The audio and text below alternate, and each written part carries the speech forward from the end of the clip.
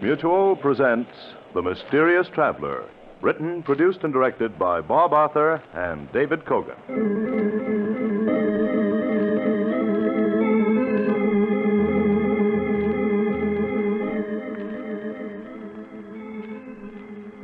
This is The Mysterious Traveler, inviting you to join me on another journey into the realm of the strange and terrifying. I hope you will enjoy the trip, that it will thrill you a little and chill you a little.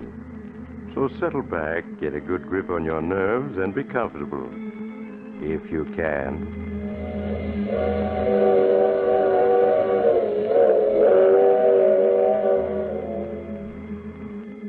Where are we going? Tonight we're going to drop in on Henry Norton, a man who saw death in every corner. I call the story Death is My Caller.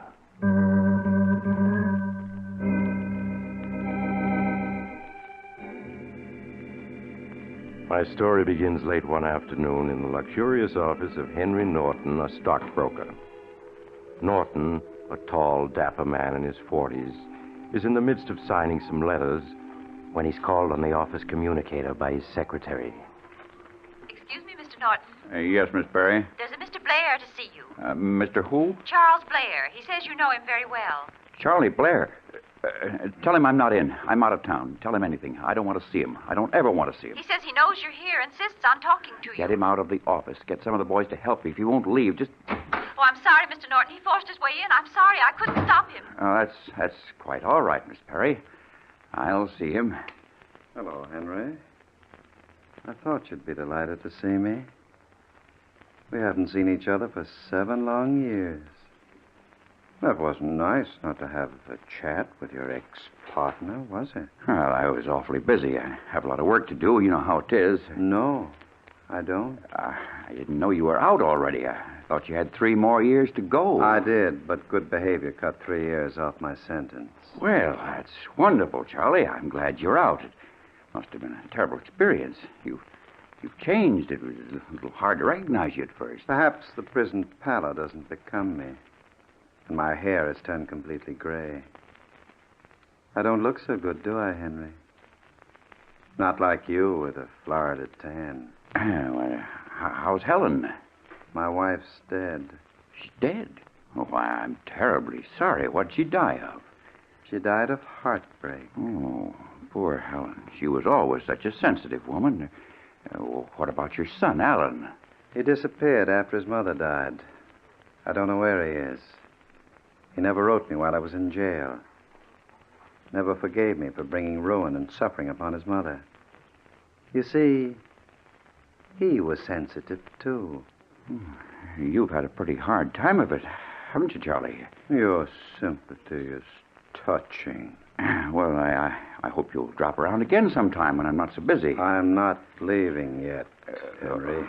I've got some important work to finish. If you come around in a week or so, perhaps I'll have a spot for you, something in your line. Don't be so nervous, Henry.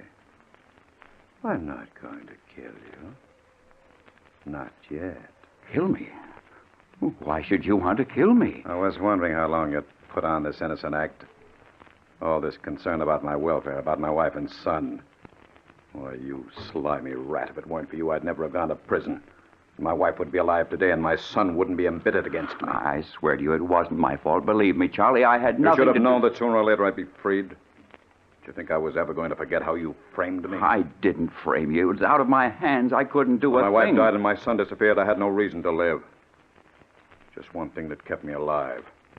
A fine and beautiful vengeance I had worked out for you. I thought of you constantly as I tramped the prison yard. I lay awake at night, smoothing out my plans to pay you back for all you've done to me. 7 years. You can think of an awful lot of things. It was all Grayson's fault, I tell you. He's the one to blame. I nourished and built my hate for 7 long years. I cultivated it as I would a garden. so that it isn't a hot, violent anger anymore. Oh, no. It's a cool, efficient hate that works by blueprint. I look at you now as an engineer would at something he must destroy. And you're as good as dead, Henry. No, Charlie. No, I can explain everything. Just give me some I time. could kill you now, but you'd only suffer a few minutes, and then it would be all over. That would never equal the years of torture and suffering that I've gone through. But I won't disappoint you, Henry. I am going to kill you. But not until you've gotten a fair idea what 7 years of suffering means. I tell you, Charlie, it wasn't my fault. Grayson made me do it. He made me water those stocks under your name. So it was Grayson. Poor Grayson went to prison where he got sick and died. He framed himself, didn't he? Come now, Henry, pull yourself together. You ought to be able to concoct a better alibi than that silly one. You were quite a brilliant fellow once. Why, with one swoop, you got rid of 2 partners. And you thrived during these 7 years while I was away. I hear you're one of the biggest brokers in the city now. Climbed over the backs of half a dozen people. Oh, look, Charles, let's be reasonable. I'll give you an important position in my company. It'll be a good-paying job. A job? Too. What for? What do I want money for? I have no family, no one to work for, care for. I have only one thing left in my life. That, Henry, is to see you go to the next world in the most agonizing way possible. Goodbye, Henry. You can spend the rest of the afternoon most profitably by making out your will.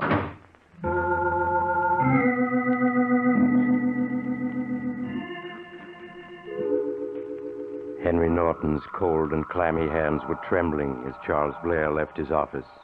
The impact of seeing this ghost from his past left Henry's mind in a whirl of confusion. His mind turned to flight, but that was impossible. His money, his very life was wrapped up in his business. He couldn't flee. His brain in a turmoil, unable to do any work, Henry got his hat and coat and left his office. He arrived home, badly unnerved, and retired to his study to give the problem of Charles Blair further thought. But he was interrupted. See who that is, Miss Dean. If it's Mr. Blair, don't let him in. I'm never into him, understand? Yes, Mr. Norton, I understand. How do you do, madam? Is this the Norton home? Yes, what can I do for you? Well, I'm Mr. Madden. I'd like to see the head of the household. Just a moment, please. Who is it? He says his name is Madden. Madden? I don't know anybody by that name. Has he got gray hair? No, Mr. Norton, his hair is black. All right. All right, I'll see him. Did you want to see me, sir? Yes, sir. Are you Mr. Norton? Yes, I am. All right, boys, bring it in. Just put it down by the door for the moment, boys. That's it. Hey, what's going on here? Why are you bringing a coffin into my apartment? Who are you? Well, now, if you please, I'd like to see the body. Body? What body? What's this all about? What's this coffin doing here? We've come for the body of Henry Norton. Why, you must be crazy. I'm Henry Norton. You? I'm sorry. I must have gotten the names confused. What was your brother's name? I have no brother, and there's no body in this house. If this is some stupid joke, I don't think it's funny at all. I'm not in the habit of playing jokes, sir. I've been an established undertaker for many years. Here's my card. Well, the devil take your card. Who put you up to this? Some man came to my parlor yesterday and arranged for the funeral of Henry Norton. He paid for everything in advance. Some man? What was his name? He didn't leave any name. Charlie Blair. What did he look like? Rather tall, I think. His hair had turned white. Blair. So it was Blair trying to frighten me. Get out. Get out of here, you stupid fools. Take that coffin back with you. I'm not used to being spoken to like that, Mr. Norton. Get out of here before I throw you out. Come on, boys. Wait a minute. Don't leave that coffin here. It's all paid for, Mr. Norton. It's yours now. Keep it. You might need it sometime.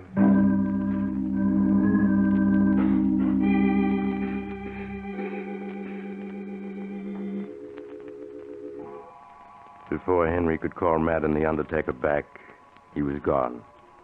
Henry turned from the door and stared at the new coffin on the floor. It even had a plate on it with his name engraved. Unable to stand the sight of the coffin, Henry fled to his study and locked himself in. Unable to sleep, he spent the night trying to think of a way to escape Charles Blair's vengeance. The following morning found Henry haggard and distraught, and no closer to a solution of his problem. As he ate a tasteless breakfast, the doorbell rang. Miss Dean, the housekeeper, went to the door. A minute later, she returned. Who was that, Miss Dean? It was the postman, Mr. Norton. His special delivery package came for you. Oh, it must be the new field glasses I ordered. Here, let me have it. Nice of them to wrap it in a gift box. Kind of a small box, though. Guess it isn't the binoculars after all. Someone sent you a gift. Probably one of my clients. Wait a minute. You hear anything? Hear what? It's ticking. I'll put it to your ear. Listen. Yes, I hear it now. It's throbbing. It's a time bomb. Oh. Somebody's trying to kill me. Time bomb. Oh. It'll go off any minute. Well, what are we going to do? Here, take it. Throw it away. Where? Out of the window, anyplace. No. There's people outside. Don't stand there like an idiot. Throw it out. I'll throw it in the bathtub. Hurry before we get blown to bits. Dear, I hope it doesn't explode in my hand.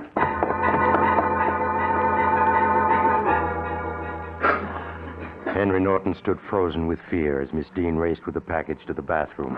A moment later, he heard the water gushing in the tub. Aware of the danger he was in, he hastily retreated to the library, which was the farthest room in the house from the bathroom. There, he crouched in the corner, feverishly mopping his brow. 10 minutes later, a police car raced up to the house, and the doorbell rang.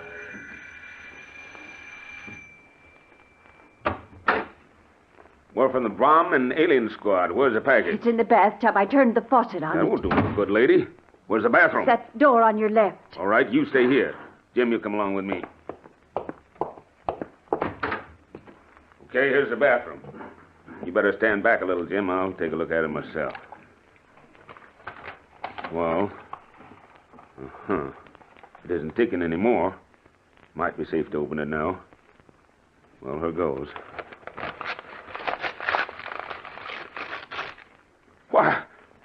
Why, it's only an alarm clock.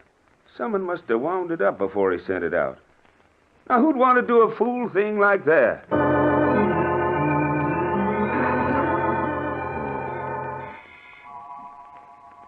That night, Henry Norton found it hard to sleep. He tossed and turned for hours, and it seemed he had hardly closed his eyes before he awoke with a start, certain there was someone in the room. Who's there? There's somebody in this room. I know it. I'll turn the light on. Never mind the light. It's you, Charlie. What do you mean by breaking into my room in the middle of the night? Get dressed, Henry. Get dressed? What for? You and I are going somewhere. You're crazy. I'm staying right here. If you don't leave immediately, I'll call the police. If you call the police, they'll find only you here. Dead. Get dressed, Henry. All right. I'm getting dressed, but you won't get away with it. Make it fast. Don't make any unnecessary noises. Remember, it's with great control I keep myself from pressing the trigger. Well, I'm coming. I've got to get my clothes on, don't I? You're not going to a dance. Just put your shoes on and get into your coat. Where are we going at this hour? Don't be impatient. You'll find out soon enough. You're not going to kill me. You had better stop stalling. I'll get my coat. It's in the closet. Go ahead and get it. You make one suspicious move and you're a dead crook. Are you ready? Yes? Walk in front of me. We're going out through the back door.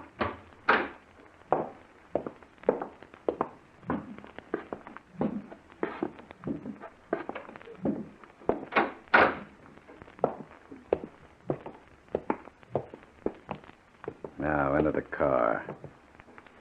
You're going to drive. You want me to drive?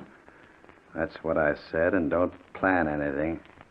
Only takes a fraction of a second to fire a gun. You'll follow my directions carefully. Drive slowly.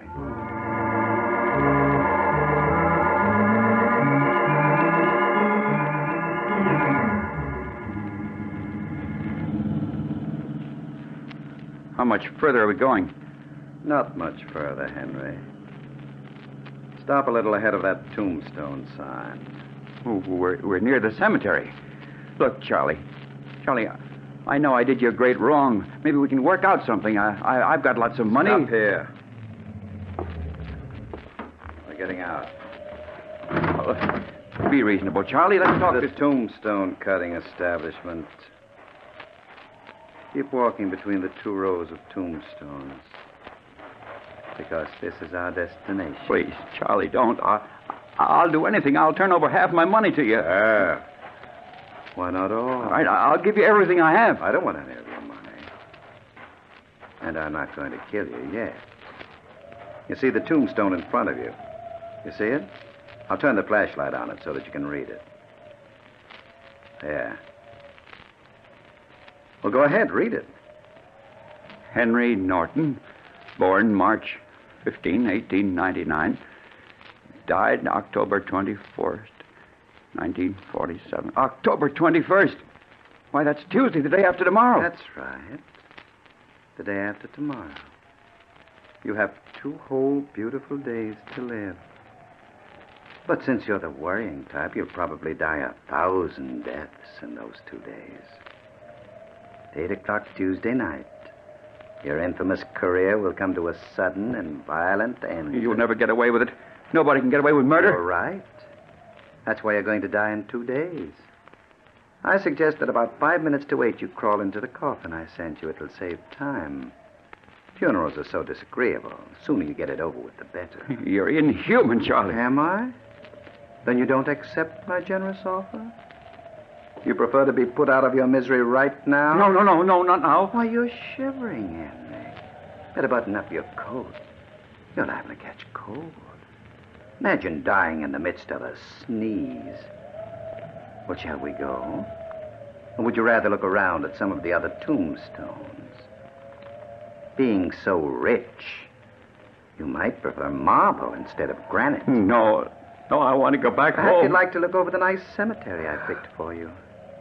It's just the other side of this yard. I'm sure you'd like to see where you're going to be buried. No, I wouldn't. I wouldn't like to see anything. Not even curious. Well, it doesn't really matter.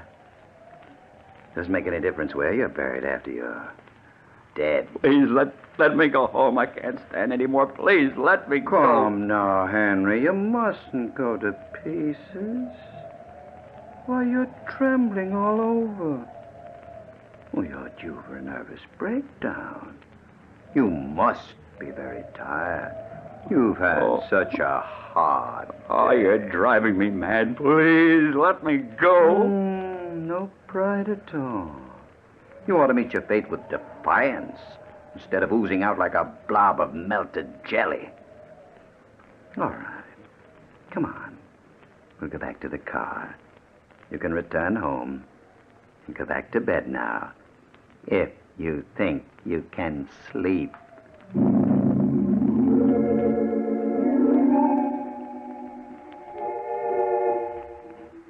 The morning of October 21st arrived, and Henry Norton's nerves were a little calmer.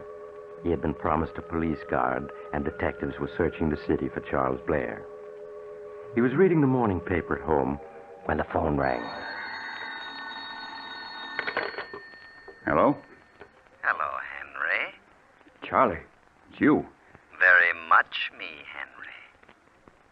How are you feeling? I'm fine. I forgive you for your joke on me the other night. Joke? I wasn't joking, Henry.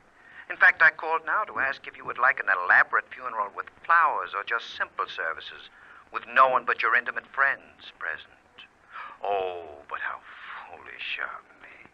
I forgot you have no friends. So my call was useless.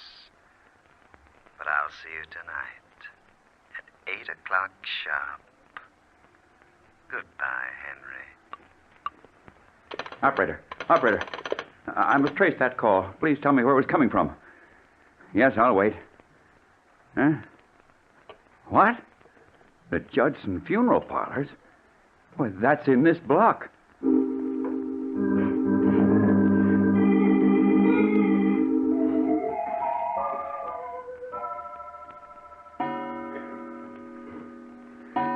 O'clock. Oh, my head's splitting. Are there any aspirins in the house, Miss Dean? Yes, they're in the medicine cabinet. Shall I get them for you? No, never mind. I'll get them myself.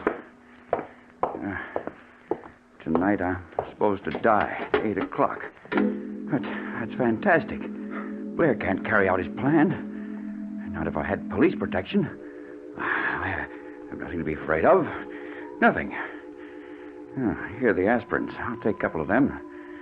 Oh, my head's splitting. No, maybe they're poison. That's right. They do look too large for aspirins. They are poison. Got to be on my guard. Death may come in 100 different ways. Got to be on my toes. Oh, my headache. That's nothing. I won't take any aspirins. Dinner's ready, Mr. Norton. I'm not hungry. Oh, but you must eat. You haven't eaten all day. How about a little broth? It'll warm you up. All right, yes, I do feel cold. Can't seem to get warmed Well, I'll up. get it for you. Why, she's so anxious for me to eat. She doesn't like me.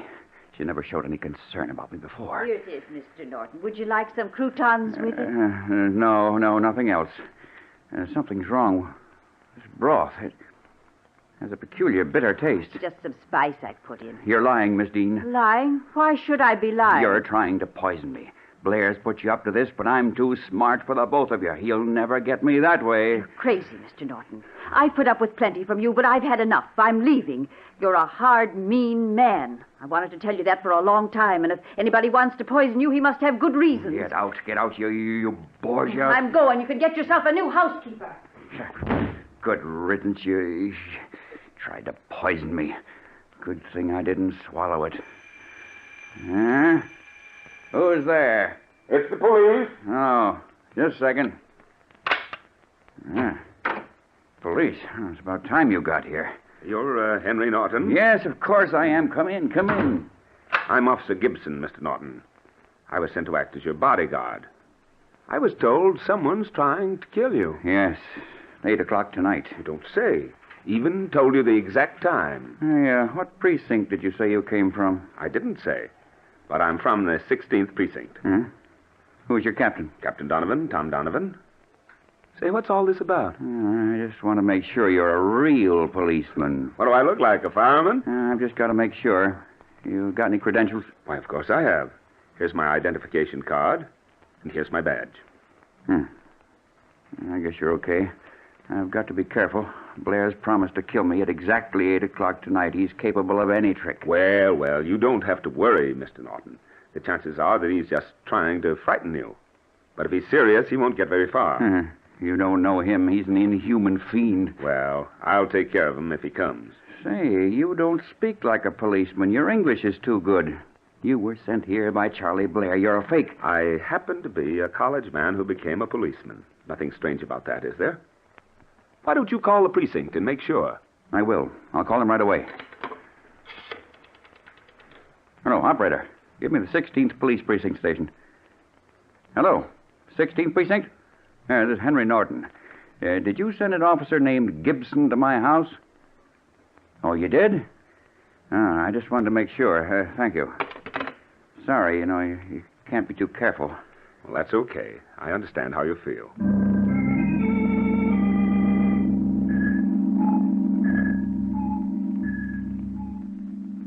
What time is it? It's 2 minutes to 8. Is that the exact time? My watch says 3 minutes to 8. I checked my watch by radio just an hour ago. He'll be here. I know it. I don't think so. No man in his right mind would walk into a trap. It's 8 o'clock. Your hall clock is off about a minute. Well, say, you're shaking like a leaf. Well, I'm frightened. He certainly put a scare into you. But what was that noise? I didn't hear anything. I'm sure I heard something move. Oh, it's just your imagination. Oh, what time is it? Just 8 o'clock. As a matter of fact, it's a few seconds after 8. There he is. It's him. He's come. Stay Stay right here. I'll answer it. Don't leave me. No, you stay here.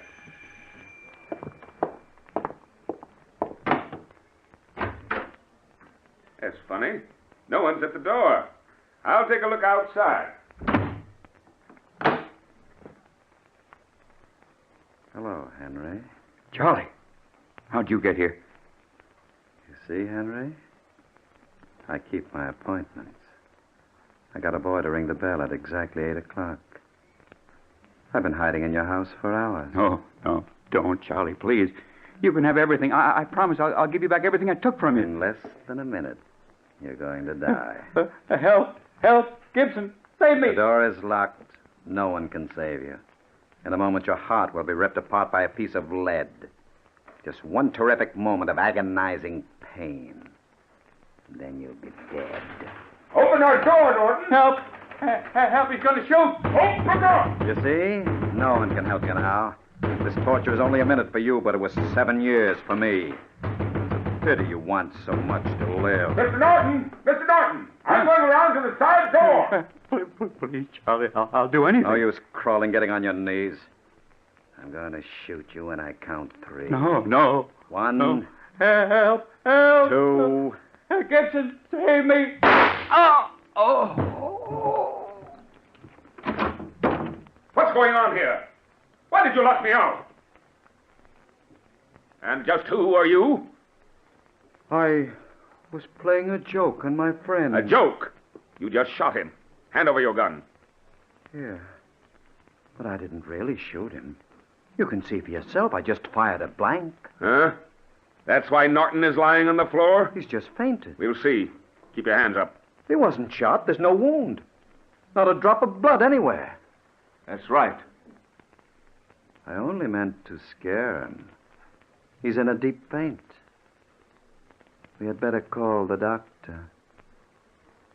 So, you only meant to scare him. Well, Norton's dead. You frightened him to death.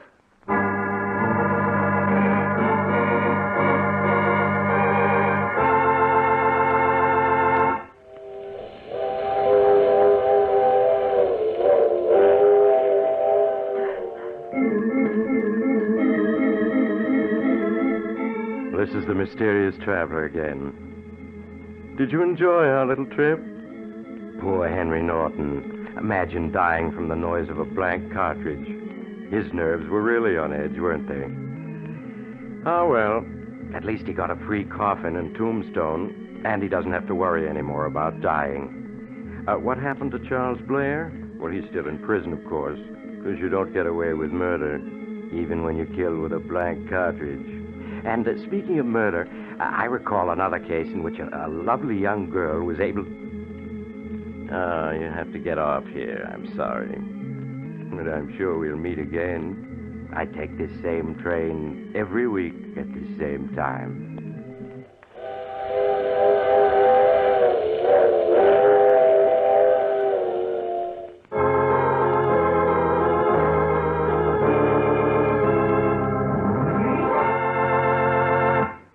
You have heard The Mysterious Traveler, a series of dramas of the strange and terrifying. In tonight's cast were Maurice Tarplin, Santos Ortega, Agnes Young, Ted Jewett, and Neil O'Malley. Original music was played by Paul Taubman. The Mysterious Traveler is written, produced, and directed by Bob Arthur and David Kogan. Listen next week to a tale titled Invitation to Death. Another strange and terrifying tale of the mysterious traveler. This program came from New York. Another program of tense and dramatic action follows in just a minute. Stay tuned to the station for Official Detective. Carl Caruso speaking. This is the Mutual Broadcasting System.